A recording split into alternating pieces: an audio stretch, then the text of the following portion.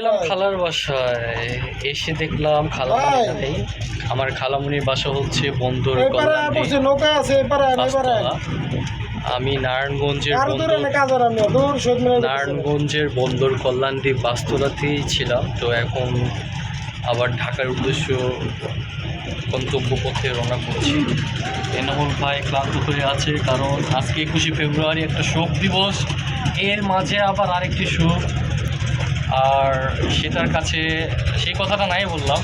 আর তৃতীয় যে কথা সেটা হচ্ছে আমাদের রোজা অবশ্যই রাখতে হবে। এনামুল ভাইও 30টা রাখে, আমিও 30টা রাখি। তো আমরা দুজনই রোজগার মানুষ। এখন আমরা দেখে নিই যে চলে আসলাম।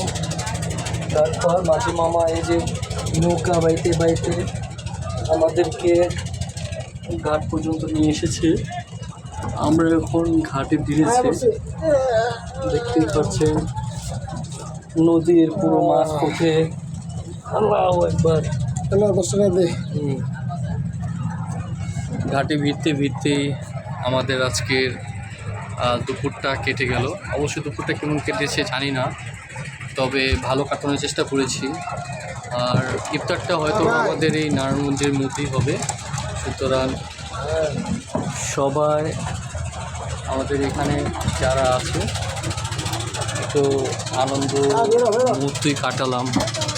কারণ নদী মানি হচ্ছে একটা আনন্দ, নদী মানি একটা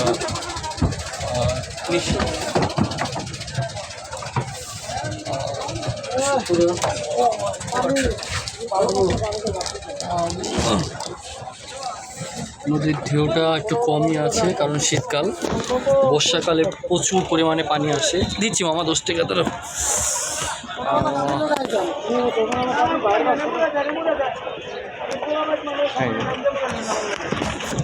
নদীতে আসলে ছোটবেলার কথা মনে পড়ে। মামা আসি, আল্লাহ হাফেজ। আর এই ছোটবেলা ক্লান্ত নিশীতে কণ্ঠ যে তার সুর লয়ে করে খেলা। আর সুরের সেই জিনিসটা অবশ্যই আর নাই, কারণ আগের মতো যে ছোটোবেলার দিনটা আছে সেই দিনটা এখন আমাদের নাই। এখন আছে শুধু কার পকেটে কত টাকা, সেগুলোই গোনা হয়। কে কতটুকু মানে সুন্দরভাবে লাইফ স্টাইল করতেছে সেটা কেউ ধরে না, এখন শুধু ধরে টাকা। সবখানে শুধু টাকার খেলা। এই যে আমাদের ভাই টাকা গুনতেছে, শুধু টাকার খেলা। কয় টাকা ভাড়া হলো, সে ঢাকা থেকে পর্যন্ত আসতে কয় টাকা ভাড়া গুনলো, এবং এখন এখান থেকে আবার ঢাকা পর্যন্ত যাবে কয় টাকা ভাড়া হবে, তো সেগুলো গুনতেছে। তো সেই টাকার খেলাই হচ্ছে আমাদের এখনকার সময়টা। কিন্তু আগের সময়টাতে টাকা ছিল না, কোনো কিছু ছিল না, অল্পতেই সন্তুষ্ট ছিলাম। এবং আমাদের যে রমজানগুলো পার করে যে ঈদ আসতো, সেই ঈদের সময় কিন্তু আমরা অল্পতেই সন্তুষ্ট ছিলাম, এবং কি ছোট ছোট জামা কাপড়ে আমরা খুশি ছিলাম। আর এখনকার সময়ে পকেট ভর্তি কাপড় থাকে, কিন্তু তারপরেও কিন্তু আমাদের মনে শান্তি মিলে না। তার একটাই কারণ যে আমরা অল্পতেই এখন সন্তুষ্ট না। সবাই আমরা বেশি পরিমাণে চাহিদা দেখাই, তার জন্য আমাদের চাহিদাটার জন্যই আমাদের সুখটা কম। তাই মানুষের জীবনে